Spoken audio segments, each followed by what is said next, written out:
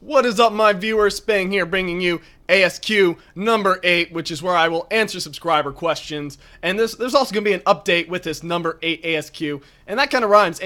Yeah, anyway.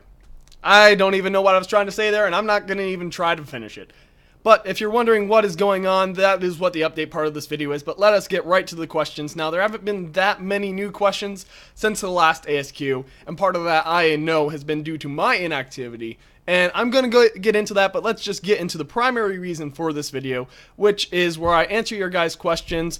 And as per usual, I haven't scripted this, I haven't vetted these questions at all, I'm just going right at it, so if there's any sort of hiccups, that's why I do it. Maybe I should be a little more professional in how I approach this, but we'll see if I change my approach in the future. I kind of like the one shot, just take it as it comes. No preparation, kind of impromptu, more real feeling thing, and it's another reason why I don't want to do the cuts, which other people do, and it's kind of just my approach. But anyway, getting off topic, as per usual. But first question is from Jay Hayes, otherwise known as Dusty, and he says, I'm a teen looking forward to joining the Air Force as a security forces specialist. God bless you. And now trying to speak to a recruiter is troublesome here in security forces. Oh no, that's SF, New Mexico. I'm guessing that's Santa Fe. I'm not familiar with what cities are in New Mexico. My geography is terrible. But on to the point, how would I speak to recruiter as a teenager? Well, usually there are recruiting offices. If you do a Google search of recruiter offices in your zip code in your area, it will probably come up with a few map results. And if that's not an option, I'm sure the Air Force has online ways of speaking to recruiters. I haven't looked into it myself. I've never talked with a recruiter per se. I've talked with Air Force personnel that have influenced me and gotten me to join the Air Force. So the Air Force personnel, just regular airmen, officers have been in their own way recruiters, but I've never actually talked to someone who has been given the job of recruiter in the Air Force. So honestly, I'm not that well educated on it, but like I said, good old fashioned Google search should be able to help you. Another question, in the U.S. Air Force, what would you say is the hardest thing about BMT and technical training? Now, basic military training, the hardest thing in that is probably just realizing it's all a game, in a sense. And by that, I mean not taking anything too seriously, including yourself. Just being able to roll with the punches and kind of be fluid, be adaptable. Don't let anything stick. Just have thick skin, let it all come as it may, and don't let it phase you. And that is the hardest thing, is just rolling with the punches and, finding a little, maybe dark sense of humor in all of it. But again, you can't take yourself too seriously, and you can't, I don't want to say you can't take the training too seriously, because you should take the training seriously. You shouldn't treat it as a joke, but you shouldn't let yourself beat yourself up over little mistakes that are going to happen in basic training. They're going to happen. The whole point of basic is to make mistakes. It's going to happen, and they're going to chew you out. They're going to make it out like it's some big freaking deal that you forgot to shine your shoes. Well, I don't think they do that anymore, but you know what I mean, right? So it's one of those things of realizing that, in a sense, it is a game to be played, just like life is a game to be played, and just really not letting anything get to you. So I guess that, and then technical training, kind of the same thing as basic training, but at the same time, technical training is, in a sense, an extension of basic, where you have a bit more freedom. You aren't quite under as much scrutiny, but you're still restricted. You're still going to have mandatory PT. You're still going to have marching. You're still going to be, you aren't going to have that full spectrum of freedom, and in a sense you never will, being in the military, but you get a lot more once you're done with all of that. So technical training, I think it depends on the person on what the hardest part is, and for some people that's the academics. So if you know how to study, knowing how to study is very important. Knowing how to study for yourself is very important, and by that I mean different people learn different ways. Knowing how you learn and knowing how you can just better absorb the information is going to get you a lot of the way in tech school. You said you wanted to be a pilot, but what did you want to fly?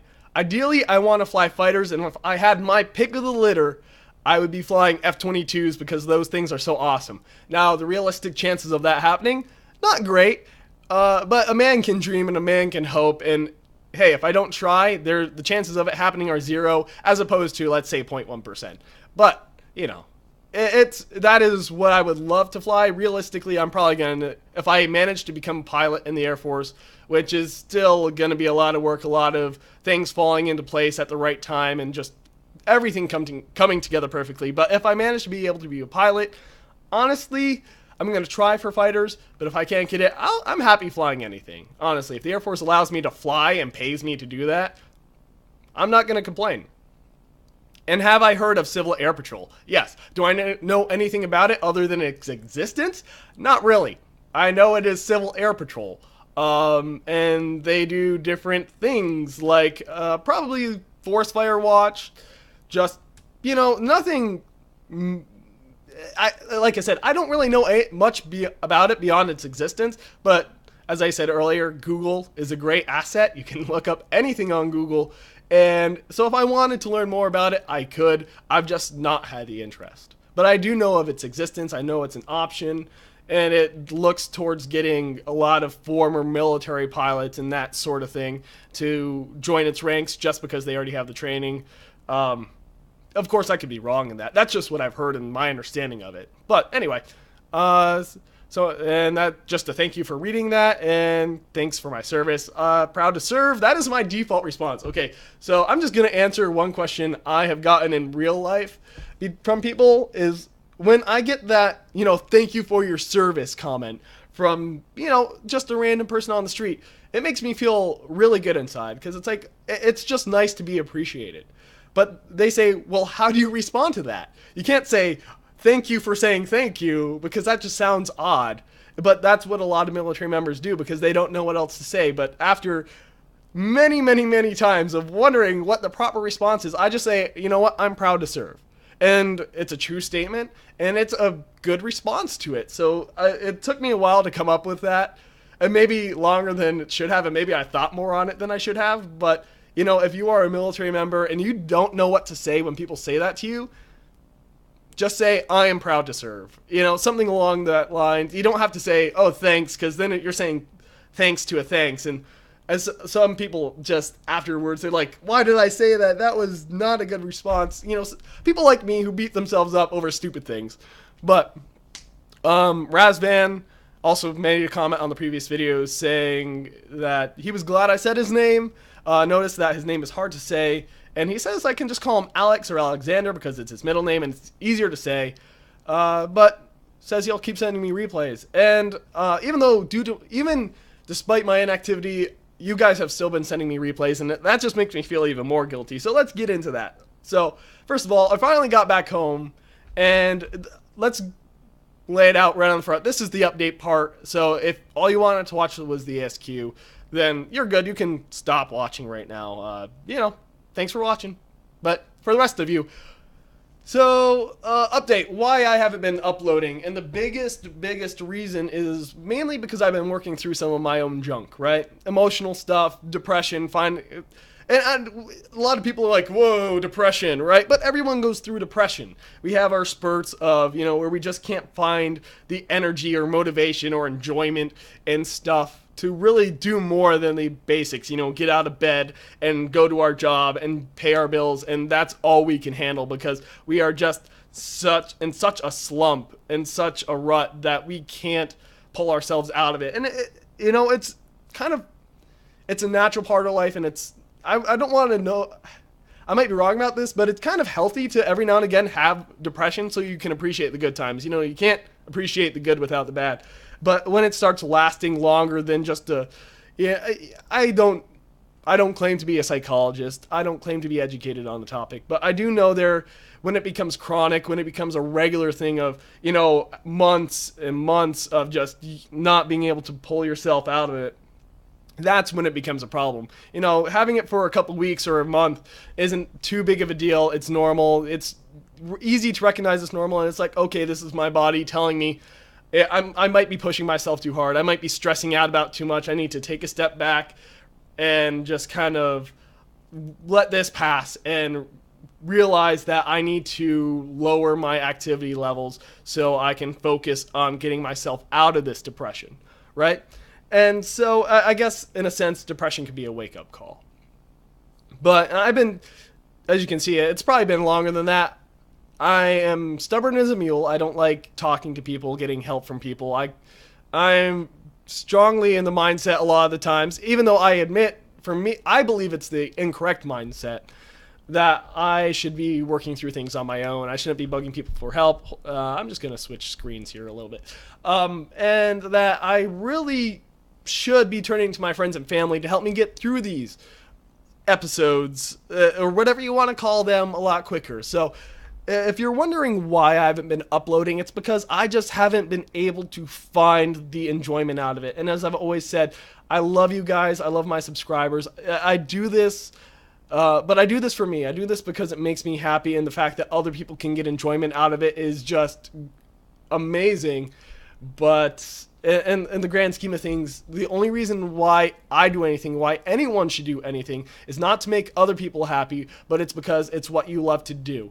And, every now and again we have to make sacrifices, right? I don't love my current job in the Air Force, but it's what I need to do. So I'm making this sacrifice of staying. I'm going to do this one thing I don't really love right now in the hopes that it will lead to something better. So people make sacrifices. That's not to say you shouldn't bite down and only do what you love. And if it's not what you love, just throw it away, and just, I'm saying be wise, I guess, in it. And so, I mean, that is the biggest reason, right? I haven't been able to find the motivation. Second thing, kind of a barrier to that, right, was there was a high perceived investment in it, right? I got a new recording setup, which you can't really see, but the microphone's like right here, pretty much right out of camera angle. I wanted to start using a new setup because before I was using a Samsung Meteor mic. It's a USB microphone. It is a studio mic, which is why my videos sound better than the average person using like a webcam camera, a webcam microphone, or like a headset microphone, or like a laptop microphone. That's why my audio quality is usually a little bit better. And this is actually like a microphone, like people sing into a microphone. And I got that for another project, but I got a preamp with that, which is sitting right here on my tower. I can adjust my levels with knobs. I like knobs, because I have a DJ set with knobs too. That's another side thing, right? Which I've been putting off, because of reasons mentioned earlier, right? So the other thing was I was hesitant. I just kept putting it off too because I'm like, I don't feel like getting my new microphone set up because it's a lot of work. It's gonna be at least 30 minutes of sound checking and getting this and that set up to where it's just right. And even then, it's not gonna be just right. It's gonna be several recording sessions until I get it just right. Which, if you've been listening to this video, it's probably been hit or miss on the audio in different parts. It's probably had its little hiccups here and there where the audio isn't quite right, and you pick up on it. And so that's, again, new setup and just not wanting to mess with it.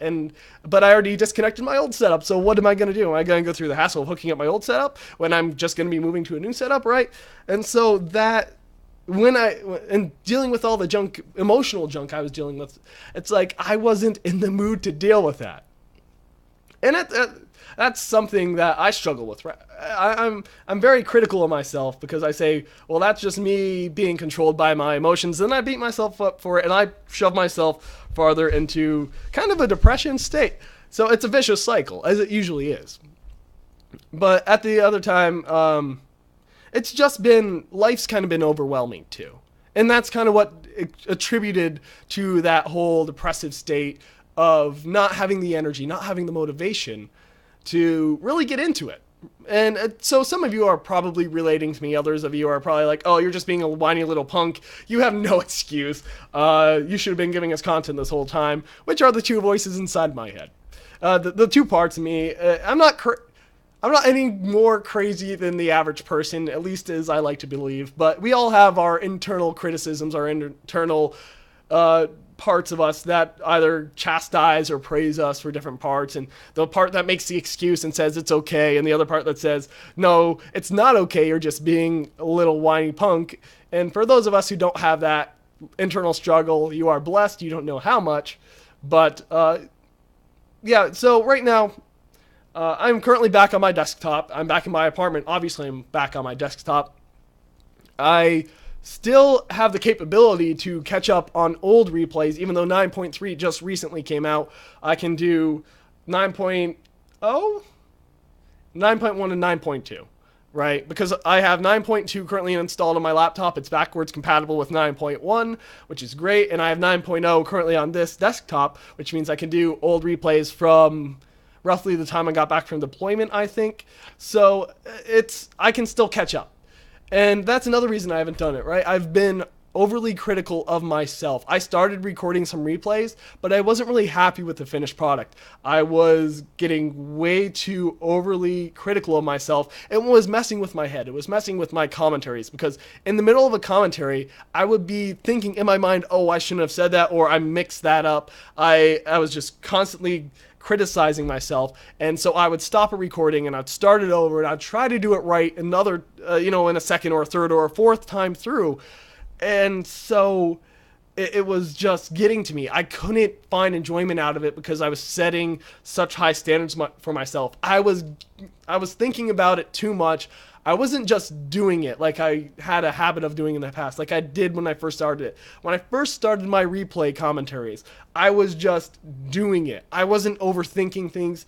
I was just in it. I was enjoying it. I was doing what I liked to do, and as it came to me. And I wasn't thinking about it in the moment. I was just going with the flow. In the moment when I started getting overly critical of myself, which and I started saying, nope, that wasn't good. I messed up. I have to stop it in the middle of this replay, and I have to start over from the beginning because I messed it up too much. I can't recover from this. I can't upload this because it is not good enough.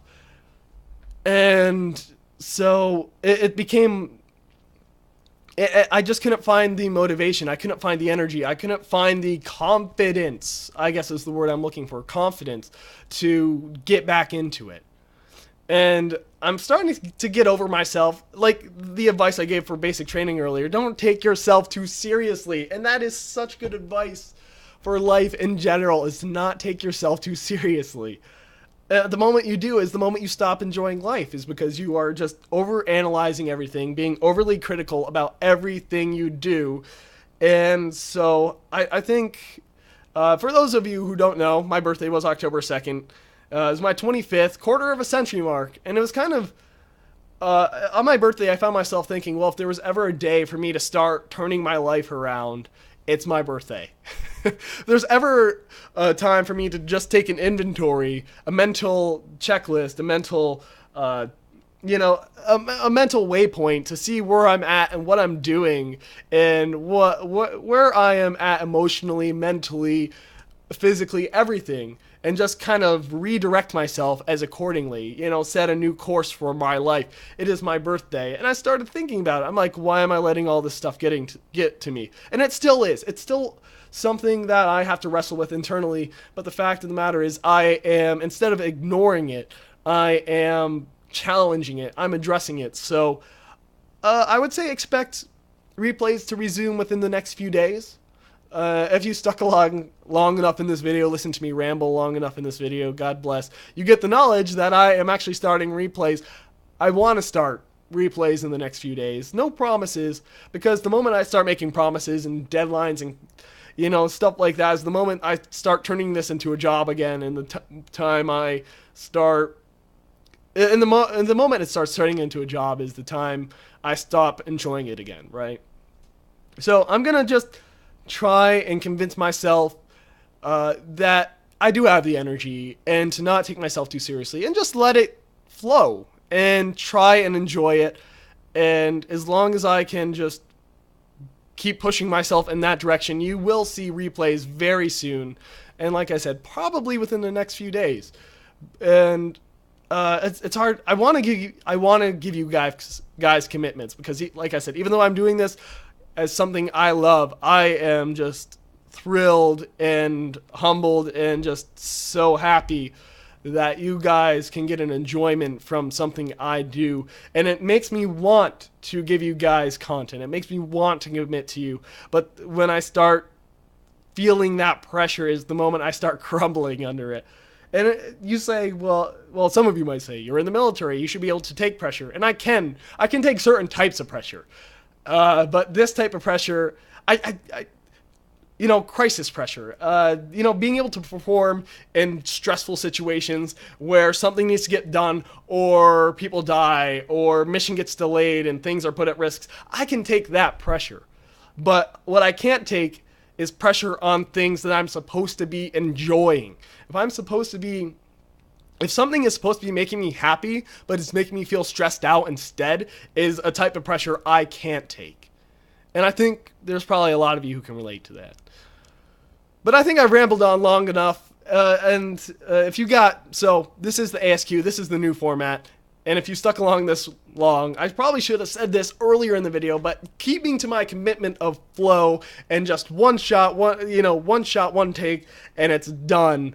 I'm not going to redo this, even though I probably should, but I won't, because otherwise if I start live and learn for the next time, right? That's what I'm going to commit to, is recognizing my mistakes from the previous attempt and trying to do better next time. Not trying to fix it and re-record it and just keep doing it until it's perfect, but just commit to doing better next time. And so next ASQ, I will ideally be better at this. It's number 8, which is, I don't know realistically what that is, and I should commit more to looking at you guys in the webcam. It's a hard habit, right? Because I naturally want to look at the screen instead of that, but anyway, like I said, rambled on long enough, but if you have any questions for me, if you want to ask Spang questions, which is the other flip side of the acronym ASQ, instead of answering subscriber questions, just put them in the comments section below. I will get to them in the next round within, I would say, either a month, sometime in November. I want to do this more or less monthly, or once I reach a certain number of questions. Like if I get a lot of questions, and obviously that's not going to happen in this video.